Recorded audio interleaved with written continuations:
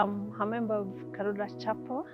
I've been at Karura Chapel for 9 years. And I live in Mashada, and I have a story to tell. My name is Jason. I'm in high school, Kiambu High School.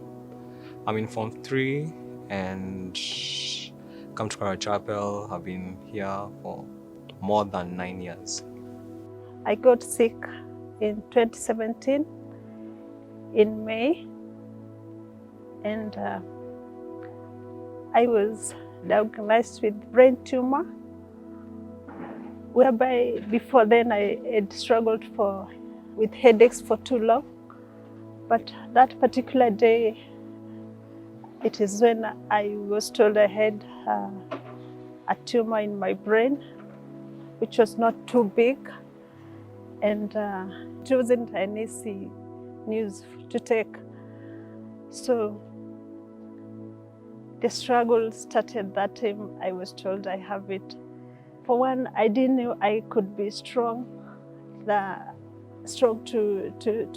handle that news, because I had stories about people having such conditions, and now it was my time to handle it.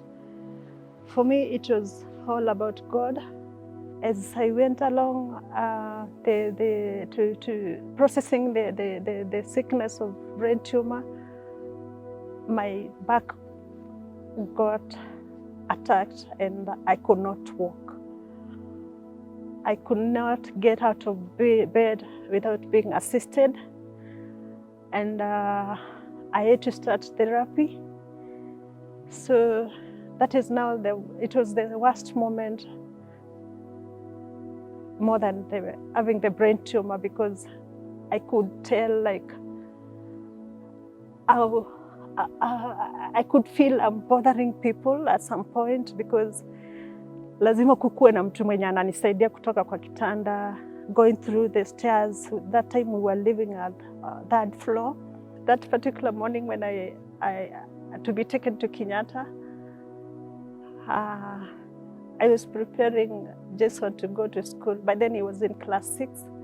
I fainted in kitchen, and I really thank God for him, because he took my phone, and funny enough, the first people he thought to call was people from church. He didn't call my family. I think he saw I'm a mustard seed member. He started calling mustard member people to come, like telling them my mom is sick, she has fainted. And the first person who came immediately was Karuri. I'll never forget. So immediately he organized everything with my small brother. I was taken to Kenyatta. And that is how they started coming through for me. Mustard seed, immediately when they got the news, that particular day, they were there for me from that day. There's a time I found myself at school. I just remembered my mom, and then I started crying. Just the thought of her being sick and I'm not there, and maybe if she collapsed and I'm not there, and then the thought that there's a thought that kept coming to me, what if she dies?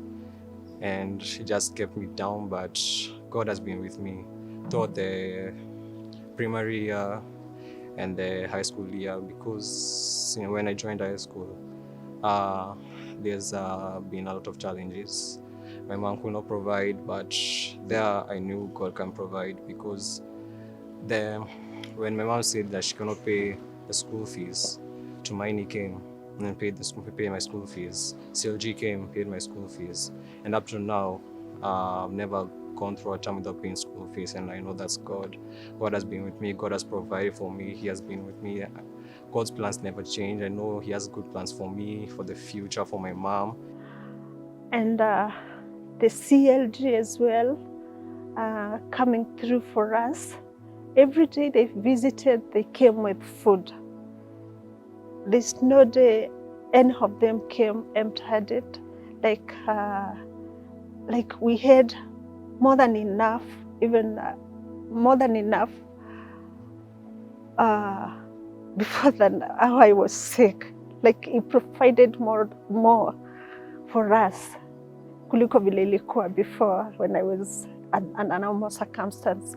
They could just sit and discuss behind our back and bring something for us, come with our rent, paying our rent, paying Jason's school fees.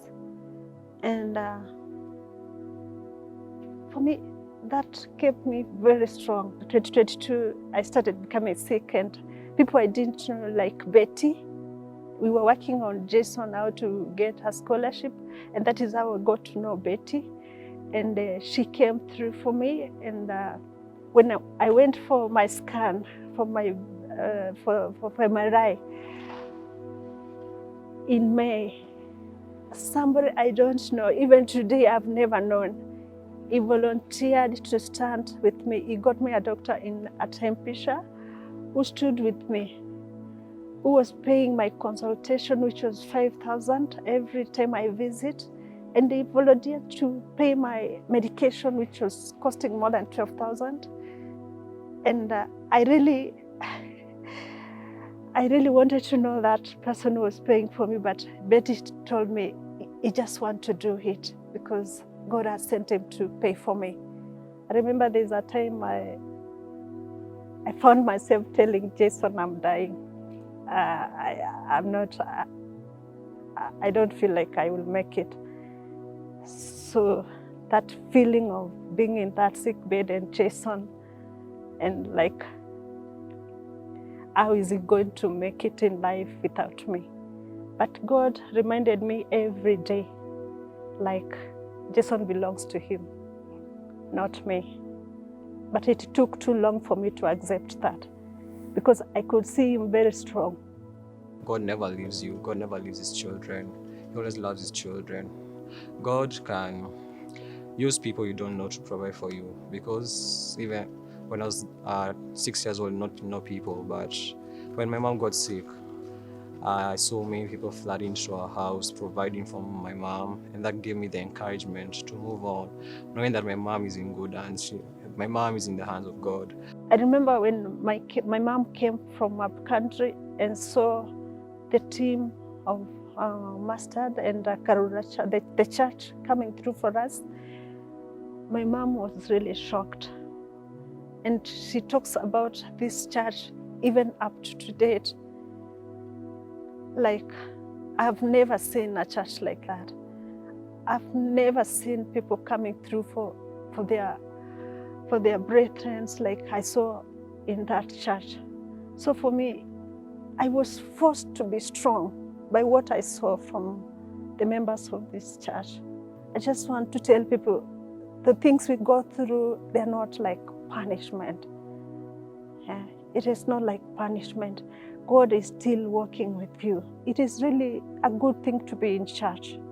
It is really a good thing to be in church and be accountable, because the same people are the people who shows up at that time and give you the encouragement which you need at your worst. So it was God at work all through for me.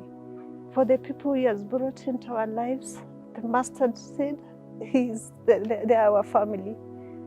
And I don't think I should ever forget that.